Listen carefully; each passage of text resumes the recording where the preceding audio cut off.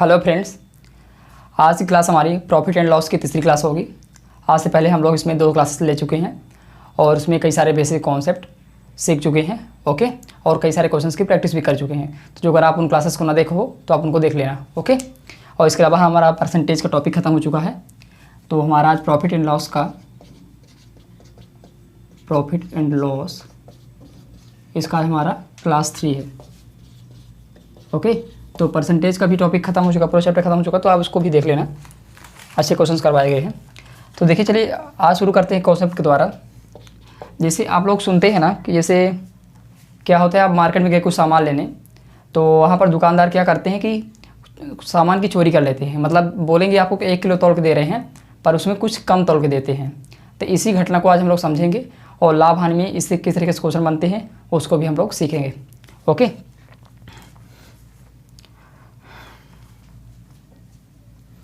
तो क्या है, कंडीशन क्या होगी कि यदि वस्तु को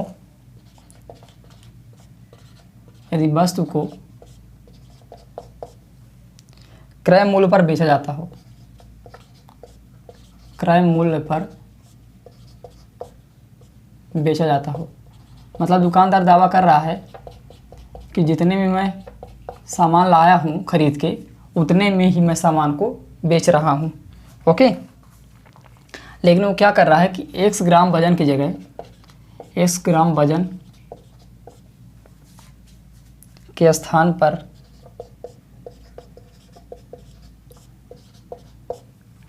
22 ग्राम वजन का प्रयोग किया जाता है। 22 ग्राम वजन का प्रयोग किया जाता है। इसको आप अच्छे से समझना, बहुत बारीक चीज़ है ये। किया जाता है, क्या करना है वो तो मैं आपको बता ही दूंगा। पहले मैं जो समझाना चाह रहा हूँ पहले आप उसको समझने की कोशिश कीजिएगा। जैसे क्या हो रहा है कि मान लो 1 किलो शक्कर है, दुकानदार बोल रहा है कि 1 किलो शक्कर यानी 1000 ग्राम शक्कर जो है तो वो ख़रीदा है, और वो शक्कर बेच रहा है जितने में ख़रीदा है उतने ही रुपए में। शक्कर नहीं, कुछ भी आप मान लो, ठीक है ना। 1000 ग्राम है, कुछ कोई वस्तु है कि उस शक्कर की कीमत ज़्यादा हो जाएगी। तो हम मान लेते हैं कि 1 ग्राम की कीमत है 1 रुपये। ठीक, 1 ग्राम की कीमत हम मान लेते हैं कि 1 रुपये है। क्या बोल रहा है कि जो उसका सीपी है, जितने में ख़रीदा है वो और जितने में बेच रहा है वो दोनों बराबर हैं। 1000 ग्राम शक्कर या कोई भी वस्तु जितने में ख़रीदा है उतने में ही उस वस्तु को बेच रहा है। अब हम मान लेते हैं कि 1 ग्राम की कीमत 1 रुपये है। 1 ग्राम की कीमत 1 रुपये है। ठीक, तो हमको 1000 ग्राम की कीमत कितनी हो जाएगी, 1000 ग्राम की कीमत कितनी हो जाएगी, 1000 रुपये हो जाएगी। 1000 रुपये हो जाएगी 1000 ग्राम की कीमत, यानी यही इसका एसपी है, यही इसका सीपी है, ऐसा ये बोल रहा है।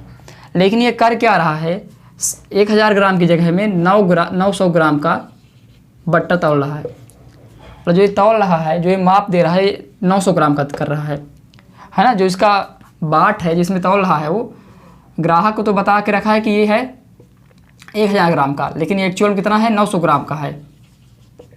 तो अब क्या हो रहा है, वो 900 ग्राम यानी 900 रुपये का सामान बेच रहा है। देखिए, बताया है वो इसको कि 1000 ग्राम का है, मतलब मैं तुमको 1000 ग्राम दे रहा हूँ, मतलब 1000 लेगा ग्राहक से, 1000 लेगा ग्राहक से, क्योंकि वो ये बता रहा है कि मैं तुमको 1000 ग्राम दे रहा हूँ। तो 1000 रुपये लेगा ग्राहक से, बट एक्चुअली तौल कितना रहा वो 900 ग्राम, मतलब उसकी कीमत कितनी आएगी, उसको खुद को कितना पे करना पड़ेगा, 900 रुपये। वो 900 रुपये कीमत की चीज़ को 1000 रुपये में बेच दे रहा है और बोल रहा कि मैं जितने में ख़रीदा उतने में ही तुमको दे रहा हूँ, मैं कोई फ़ायदा नहीं ले रहा हूँ। ठीक है ना। लेकिन वो कर क्या रहा है, समझ रहे हो ना यहाँ पर, कि 1000 रुपये में बेच रहा है। क्यों बेच रहा है 1000 रुपये में, क्योंकि वो बोल रहा है कि 900, मतलब कि 1000 मैं तुमको सामान दे रहा हूँ, 1000 ग्राम तुमको सामान दे रहा हूँ, बट एक्चुअल में दे रहा है कितना, 900 रुपये, 900 ग्राम का। ओके, तो देखिए यहाँ पर हो क्या रहा है कि जो हमारा एसपी बनेगा, जो एसपी बनेगा वह क्या बनेगा, जितना बता के दे रहा है एसपी तो उतना पूरे का फ़ायदा तो पूरा ले रहा है, उतने में बेच रहा है। यानी जो 1000 होगा वो हमारा बनेगा एसपी, और जो हमारा सीपी होगा, जितना वजन तौलता है उतना ही तो उसको पैसा चुकाना पड़ेगा। 900 ग्राम की कीमत चुकाएगा दुकानदार, और बेचेगा 1000 ग्राम, है ना, कीमत लेगा 1000 ग्राम की, तो जो CP बनेगा वो 900 बनेगा। मतलब मैं समझाना क्या चाह रहा हूँ मैं यहाँ पर कि जैसे X ग्राम वजन के स्थान पर Y ग्राम वजन तौलता है, तो जितना वजन तौलेगा वो बन जाएगा CP बन जाएगा यहाँ पर हमारा Y, और कितने के स्थान पर तौल रहा है वो हमारा SP बनेगा, तो SP बन जाएगा X। क्यों ऐसा हो रहा है, इस एग्जाम्पल द्वारा मैंने आपको समझाने का प्रयास किया है। ओके, तो Y ग्राम वजन जो होगा, जितना वजन तौलेगा वो बनेगा CP, और जितना कुल रहेगा वो होगा SP।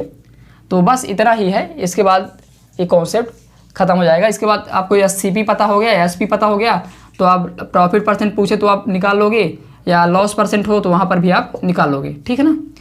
बस इतना आपको ध्यान रखना है कि जितना वजन तौल रहा होता है उसको हम CP मानते हैं, उतना CP होता है, और जितने ग्राम वजन के स्थान पर तौल रहा है वो होता है SP। क्यों होता है ये समझा दिया हूँ मैं आपको एक एग्जाम्पल के द्वारा। चलिए इसमें कुछ क्वेश्चंस करते हैं।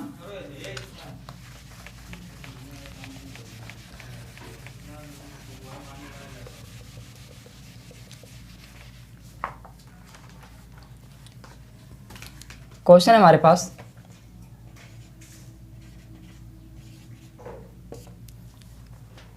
एक विक्रेता वस्तु को, यहाँ पर एक कंडीशन ध्यान रखना, क्रय मूल्य पर बेचने की बात होगी तभी ऐसा होगा, यानी CP बराबर SP होना चाहिए। यहाँ पर CP बराबर SP होना चाहिए, ऐसा बोलेगा वो तभी ये होगा। नहीं तो जो अगर CP बराबर SP नहीं होगा तो उसके अलावा भी इस वजन के स्थान पर, वजन की वजह से तो उसको लाभ हानि होगी ही, उसके अलावा भी उसको इसकी वजह से लाभ हानि होगी, CP और SP की वजह से भी, जो अगर ये बराबर नहीं हुए तो एक अलग कंडीशन है, उस पर भी बेस्ट क्वेश्चन करवाएंगे तो समझ में आ जाएगा, ठीक है। चलिए इस पर बेस्ट क्वेश्चन करते हैं। एक विक्रेता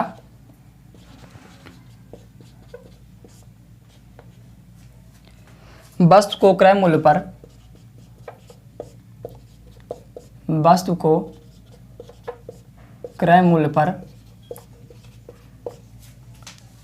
बेचने का दावा करता है,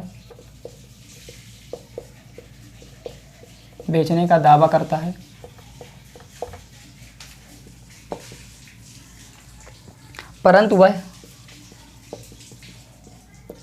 1 किलोग्राम वजन के स्थान पर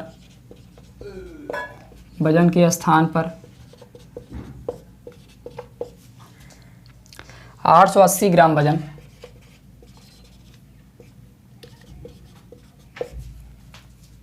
का प्रयोग करता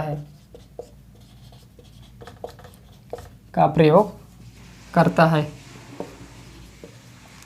तो उसका प्रतिशत लाभ या हानि क्या होगा यह बताना है, ठीक। क्वेश्चन क्या है कि एक विक्रेता वस्तु को क्रय मूल्य पर बेचने का दावा करता है, परंतु 1 किलोग्राम वजन के स्थान पर 880 ग्राम वजन का प्रयोग करता है, तो उसका लाभ या हानि बताना है। बस आपको जो अगर ये कॉन्सेप्ट पता है तो आप इसको तुरंत कर सकते हैं। यहाँ पर कितना तौल रहा है, 880 ग्राम वजन का प्रयोग कर रहा है, मतलब 880 ग्राम वजन तौल रहा है, तो ये हमारा CP बन जाएगा 880 ग्राम, यानी ग्राम नहीं 880 हमारा बन जाएगा CP, रुपए मान लो इसको आप। और SP बन जाएगा हमारा 1 किलोग्राम यानी 1000।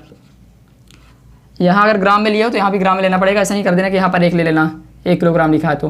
ओके, यूनिट का हमेशा ध्यान रखना, यूनिट दोनों जो है सेम होनी चाहिए। तो CP हमारा हो गया 880 और SP हो गया 1000। तो SP बड़ा दिख रहा है CP से, तब को यहाँ पर लाभ होगा, यानी लाभ प्रतिशत हमको निकालना पड़ेगा, तो यानी प्रतिशत लाभ कितना हो जाएगा, कितना दोनों में अंतर है, 880 है यहाँ पर है 1000, कितना अंतर है, 120 का अंतर है, और CP कितना है 880, तो 120 बटे 880 गुणा 100, 1 0 0 से कैंसिल, 4 3 12, 4 दूनी 8, 4 दूनी 8। अब इसको हम काट सकते हैं, 2 से 11 बार जाएगा, ये 50 बनेगा, यहाँ से 3 बचे 15, 150 बटा 11, यानी 11 कम 11, 4 15 0, 11 3 33, 33 7 40 होता है, 13 से 7 बटे 11 प्रतिशत, ये हमारा आंसर हो जाएगा। ओके, तो कभी भी ऐसा क्वेश्चन आए तो आपको बस जितना ग्राम वजन तौलेगा उसको आपको CP मान लेना है, और जो भी वजन रहा है पूरा उसको हम मान लेंगे SP, तो हमारा आंसर आसानी से सॉल्व हो जाएगा, ठीक। और ये ध्यान रखना, जैसे यहाँ पर 1 किलोग्राम दिया तो यहाँ पर आप 1 मत मान लेना, एसपी को, नहीं तो दिक्कत हो जाएगी। आपको यूनिट का ख्याल रखना है कि जो यूनिट यहाँ पर है वही यूनिट यहाँ पर भी होनी चाहिए। ओके, चलिए अब आगे बढ़ते हैं इसमें।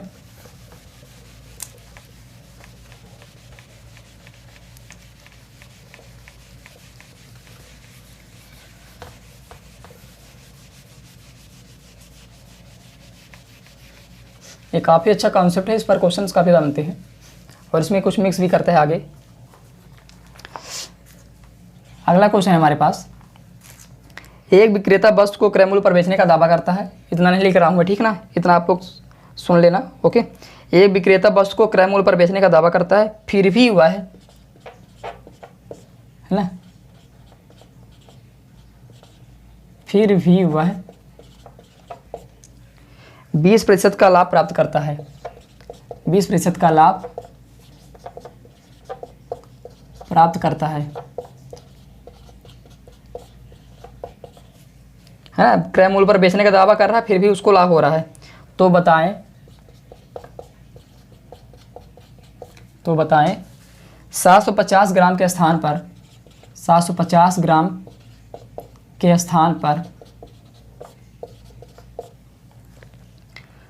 कितना वजन का प्रयोग करता है वो, कितना ग्राम वजन का प्रयोग करता है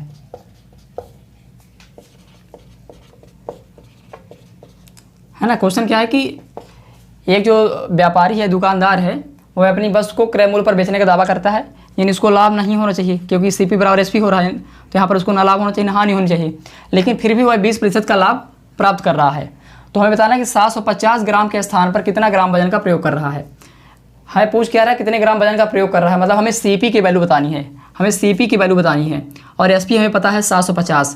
तो हम बस 20% का लाभ हुआ है, 750 हमारे एसपी है तो सीपी आ जाएगा। 750 बटे 20% का मान कितना होता है, 1/5 होता है, तो 1 प्लस कर देंगे तो 6/5 इसका आ जाएगा मल्टीप्लिकेशन फैक्टर।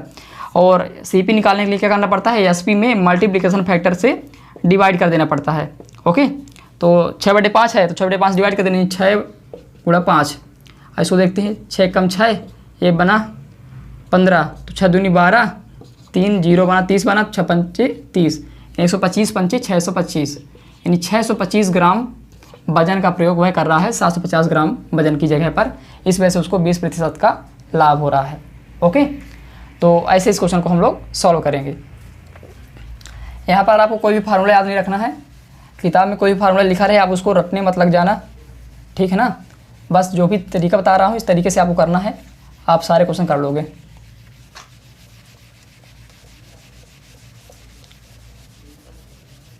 मैथ को हमेशा बेसिक से समझा करो, कॉन्सेप्ट पर पूरी पकड़ बना लो, सारी मैथ अच्छी हो जाएगी। अगला क्वेश्चन है हमारे पास, एक विक्रेता 1 किलोग्राम वजन की जगह, इसमें देखना कुछ अलग है, एक विक्रेता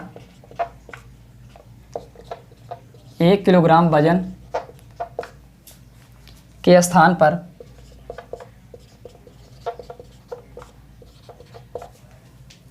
960 ग्राम वजन का प्रयोग करता है। 960 ग्राम वजन का प्रयोग करता है।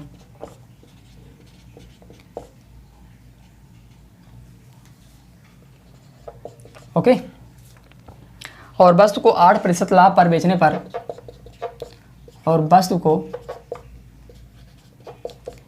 8% लाभ पर बेचने का दावा करता है। 8% लाभ पर बेचने का दावा करता है।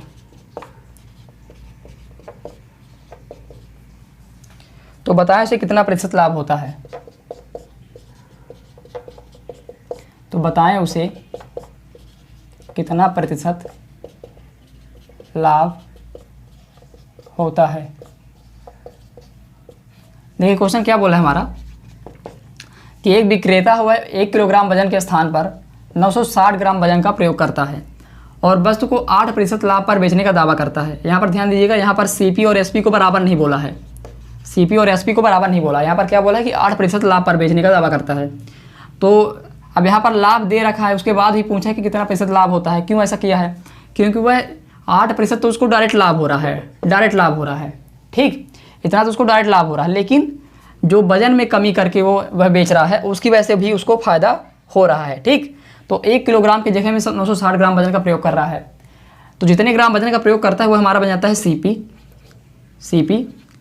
हमें लाभ निकालना है क्योंकि यहाँ पर ये SP बन जाएगा 1 किलोग्राम। 1 किलोग्राम मतलब 1000 ग्राम, यानी 1000 हमारे SP बन जाएगा। 1000 क्या बन जाएगा हमारा? SP बन जाएगा। और CP कितना है? 960, मतलब हमें लाभ होगा। कितना लाभ होगा? दोनों का अंतर कितना है? 40 अब बटे CP यानी 960 गुणा 100। तो 1 0 कैंसिल कर देंगे, 4 से काट दो इसको, 4 दूनी 8, 4 चौक 16। अब 100 बटा 24, 4 से कट जाएगा, 4 छंग 24, ये 25 बार जाएगा, यानी 25 बटा 6% का हमें लाभ हो रहा है। किसकी वजह से? वजन में बेईमानी करने की वजह से। जो कम वजन तौला है इसकी वजह से उसको 25 बटे 6% का लाभ होगा। और 8% का लाभ ऑलरेडी उस वस्तु में हमें मिल चुका है। तो कभी भी ऐसा हो कि एक ही वस्तु पे अगर 2 लाभ हों, एक ही वस्तु पे 2 लाभ हो या 2 हानि हो, ठीक, तो हम क्या कर सकते हैं यहाँ पर इसका टोटल लाभ निकालने के लिए AB प्रिंसिपल का यूज कर सकते हैं। AB प्रिंसिपल का यूज करके इनका हम पूरा निकाल लेंगे। तो AB प्रिंसिपल कैसे लगाते हैं? दोनों प्लस में है, दोनों लाभ हैं। तो 8 + 25 बटा 6 प्लस 8 गुणे 25 बटा 6 और अपान में गुणा 100 हो जाता है, गुणा 100।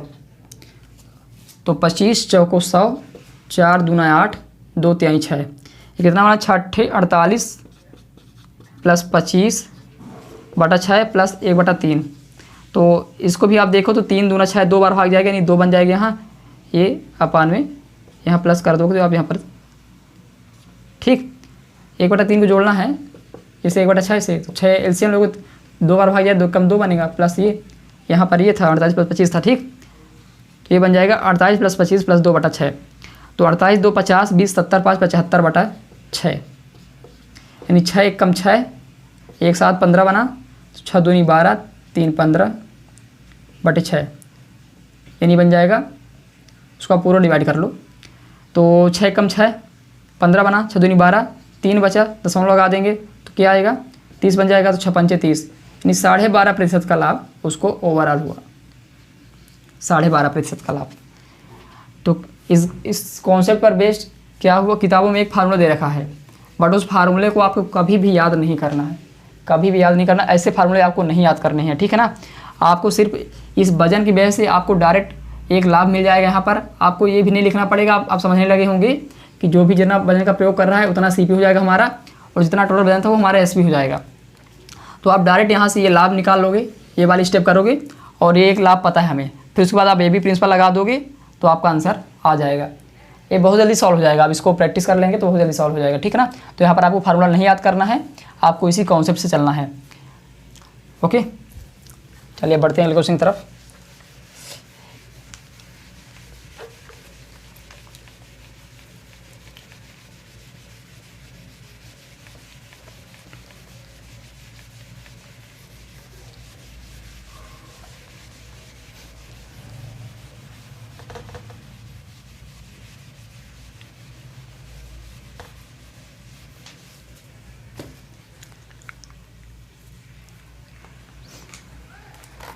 अगला क्वेश्चन हमारे पास, इसमें भी एक नया कॉन्सेप्ट लगेगा, एक नया कॉन्सेप्ट क्वेश्चन के द्वारा समझा रहा हूँ आपको। रीता ने 10 रुपये में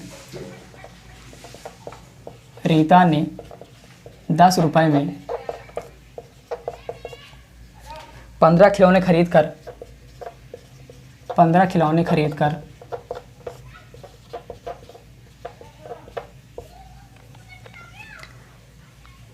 15 रुपये में 10 खिलौने बेच दिया।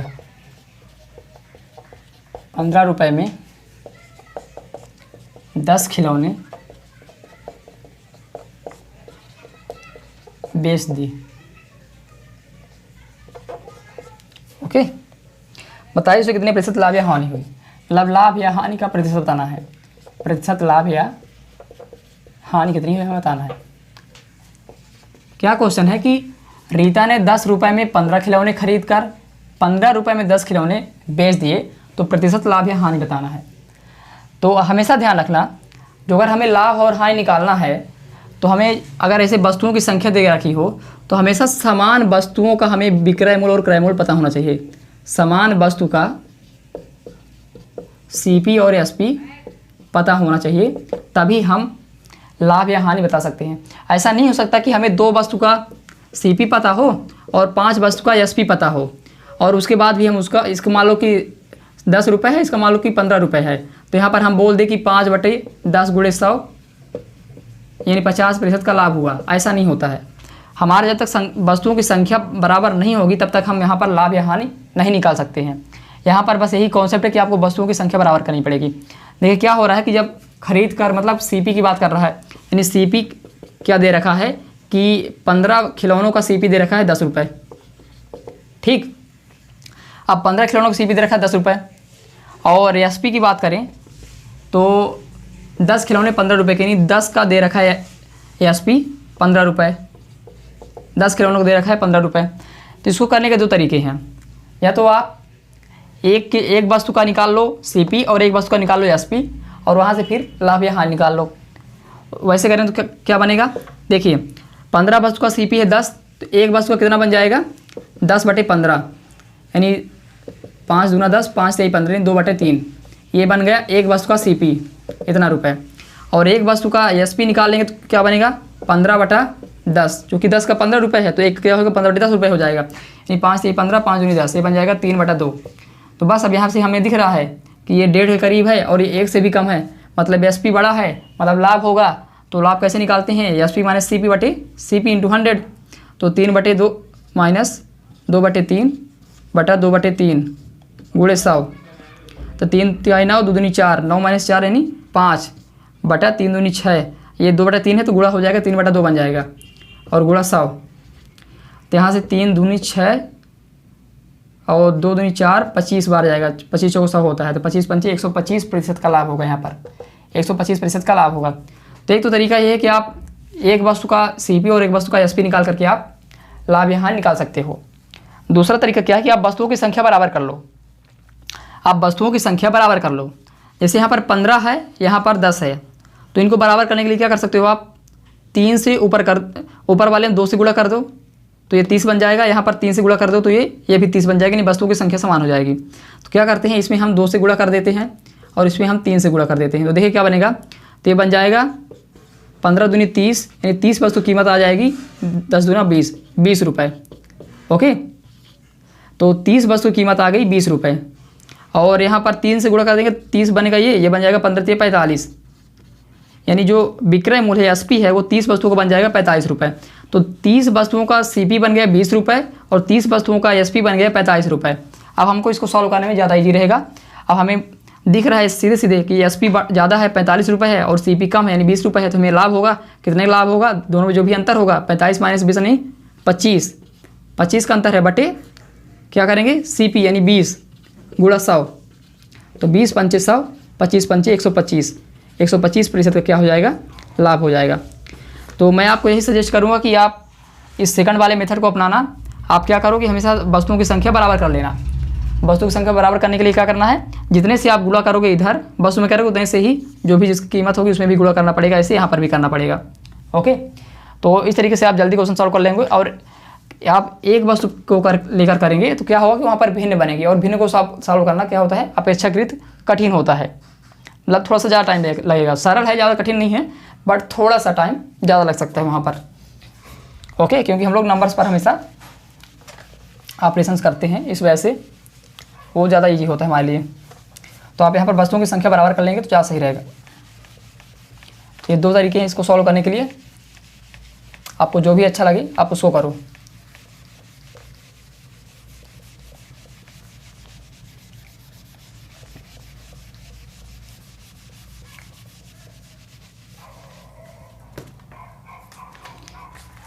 अगला क्वेश्चन इसी कॉन्सेप्ट पर बेस्ड, महेश 10 रुपये में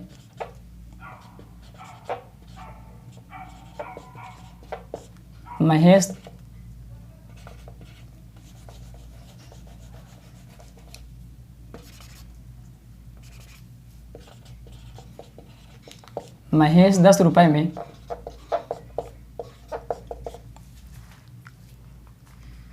12 अंडे खरीदता है, 12 अंडे खरीदता है और 20 रुपए में 16 अंडे, और 20 रुपए में 16 अंडे बेचता है, तो वही यहाँ पर प्रतिशत लाभ या हानि में बतानी है। क्या कर रहा महेश 10 रुपए में 12 अंडे खरीदता है और 20 रुपए में 16 अंडे बेचता है, तो हमें प्रतिशत लाभ या हानि बतानी है। बस वही करना है आपको कि सीपी क्या है, 12 अंडों की सीपी दे रखी 10 रुपये, और एसपी की बात करें तो 16 अंडे हैं और कीमत कितनी है 20 रुपये। तो अब इन दोनों का आपको बराबर करना है, वस्तुओं की संख्या बराबर करना है। तो वस्तुओं की संख्या बराबर करने के लिए क्या करेंगे, दोनों का एलसीएम ले लेंगे। तो 12 और 16 का एलसीएम क्या होगा 48 होगा। तो 12 से कितनी बार भाग जाएगा 48 में 4 बार जाएगा, यानी इसमें हम टोटल 4 से गुणा कर देंगे, और 16 से 3 बार जाएगा, 16 3 48 होता है, तो इसमें हम 3 से गुणा कर देंगे। तो ये बन जाएगा हमारा 12 चौक 48 वस्तु, कीमत कितनी बन जाएगी 4 दाम 40, ठीक। और ये 16 3 48 वस्तु, कीमत 20 3 60 रुपये। ओके, ये भी आपको करने की जरूरत नहीं पड़ती है, आप सीधे जो भी आप पहले क्या करना है, दोनों का एलसीएम लेना वस्तुओं की संख्या का, और फिर उसके बाद वस्तु की संख्या से इसमें भाग करना, जितनी बार जाए उतनी बार रुपये में गुणा कर लेना, उतना सीपी मान लेना, और ऐसे ही एसपी केस में करना। तो आपका आ गया यहाँ से सीपी आ गया 40 और एसपी आ गया 60, तो 20 का अंतर है, और चूँकि एसपी बड़ा है तो लाभ होगा। अंतर 20 का है बटे सीपी 40 है, यानी 20/40 यानी 2, यानी 1/2 गुणा 100 करेंगे बन जाएगा 50%। ओके, यानी हमारे पास 50% क्या आ गया, लाभ आ गया। तो इस तरीके से हम इसको 1-2 स्टेप में आराम से सॉल्व कर सकते हैं। और इसमें आप जो अगर एक वस्तु का करते तो 10/12 बनता, ये 2 पंचे 10, 2 छक्का 12, और ये 20/16, ये 2 हम 20 नहीं 4 पंचे 20, 4 चौक 16, 5/4। तो फिर इसको हमें सॉल्व करना पड़ता 5/6 को और 5/4 को, तो थोड़ा सा टाइम ज़्यादा लेता। इस वजह से हमको क्या करना है कि हमेशा वस्तुओं की संख्या बराबर कर लेनी है, तो वहाँ से बहुत आसानी से सॉल्व हो जाएगा ये। चलिए बढ़ते हैं आगे।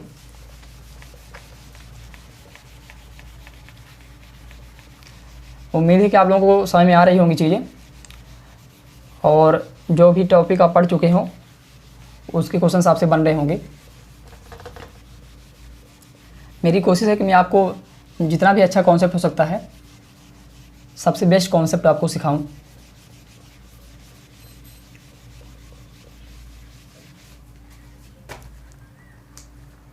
अगला क्वेश्चन है, देखिए इस तरीके का भी क्वेश्चन बनता है इसी में।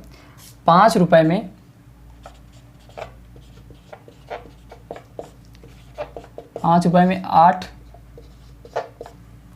8 की दर से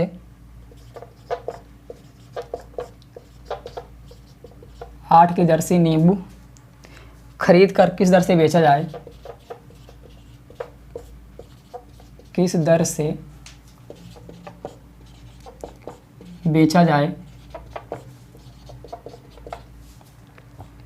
कि 20% का लाभ हो, कि 20% का लाभ हो। ओके, क्या क्वेश्चन बोल रहा है कि 5 रुपए में 8 की दर से नींबू खरीद कर किस दर से बेचा जाए कि 20% का लाभ हो। नहीं, हमको सीपी यहाँ पर दे दिया है कि 8 वस्तुओं का जो क्रय मूल्य है वो है 5 रुपये, ठीक, और हमें 20% का लाभ भी हो रहा है। तो 8 वस्तुओं का सीपी हमको पता है, तो हम 8 वस्तुओं का ही एसपी भी निकाल लेते हैं।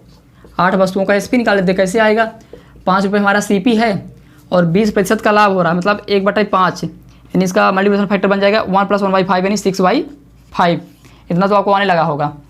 तो 5 रुपये सीपी है, अब एसपी निकालना है तो क्या करेंगे, इसमें गुणा कर देंगे मल्टीप्लिकेशन फैक्टर से।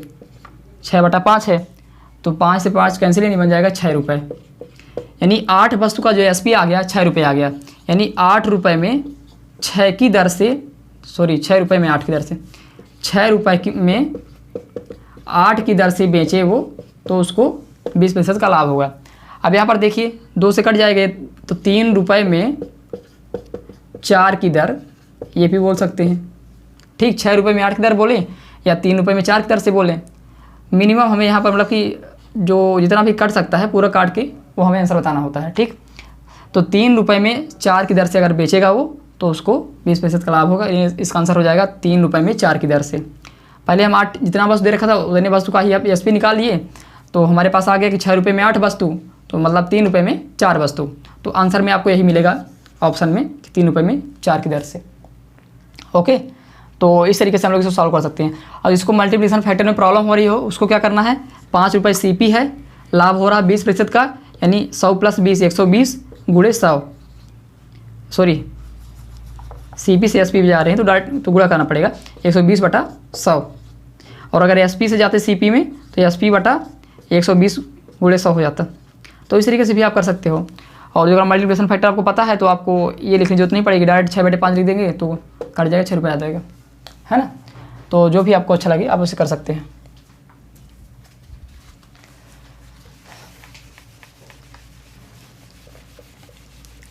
तो इसमें इस तरीके के 3 तरीके के क्वेश्चन बनते हैं। अब इसमें कोई भी क्वेश्चन पूछा जाए आपसे, आप यही तरीका लगाना, आपसे सारे बन जाएंगे। वैसे क्वेश्चन बहुत जो अगर आप ना पढ़े रहो ना तो बहुत कंफ्यूज करते हैं, कितने रुपए में इतनी की दर से ये वो क्या चल रहा है, ये सब बड़ी प्रॉब्लम होती है। और जो अगर आप कॉन्सेप्ट सीख लिए हो एक बार तो फिर आपको कोई प्रॉब्लम नहीं होगी इसमें।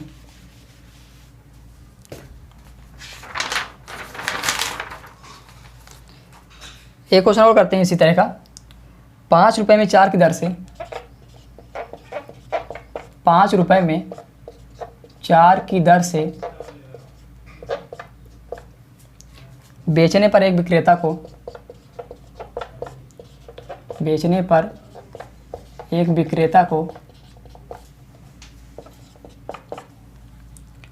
25% का लाभ होता है, 25% का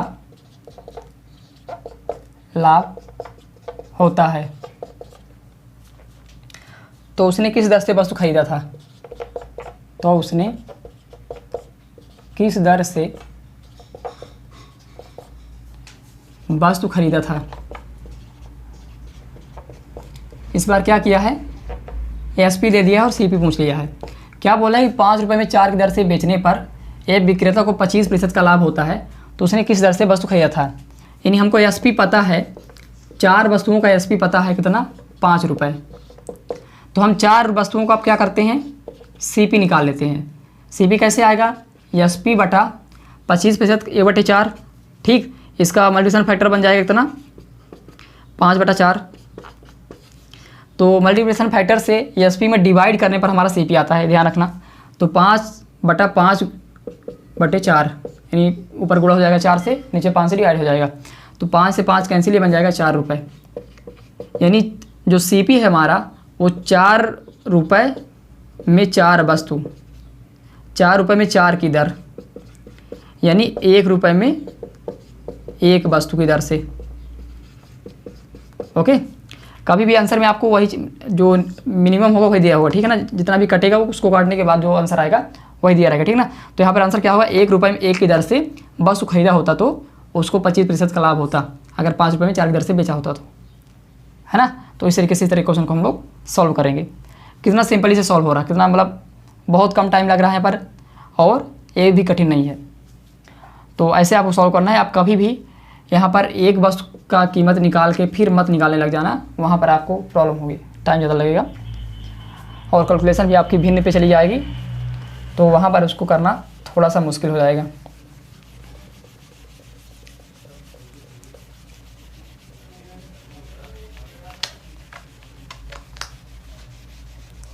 और जो लोग वीडियो देख रहे हो, आप लोग को चीज़ें समझ में आ रही हैं, अच्छी लग रही हैं, तो आप इसे शेयर ज़रूर करो। जितने भी आपके दोस्त लोग हैं, पढ़ने वाले हैं, आपकी फैमिली में हैं कुछ लोग, तो उनको आप भेजो, उनको बताओ कि अच्छी क्लासेस चल रही हैं, है ना। तो इससे सबका फ़ायदा हो। अगला क्वेश्चन हमारे पास, 5 रुपये में 8 की दर से,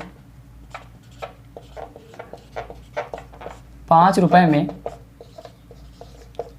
8 की दर से नींबू खरीद कर उसे 3 रुपये में 4 की दर से, उसे 3 रुपये में 4 की दर से बेच दिया जाता है, बेच दिया जाता है, तो कितने प्रतिशत का लाभ या हानि हुई? तो प्रतिशत लाभ या हानि हमें बतानी है। ठीक, क्वेश्चन क्या है हमारे पास कि 5 रुपये में 8 की दर से नींबू खरीद कर उसे 3 रुपये में 4 की दर से बेच दिया जाता है, तो प्रतिशत लाभ या हानि क्या होगी?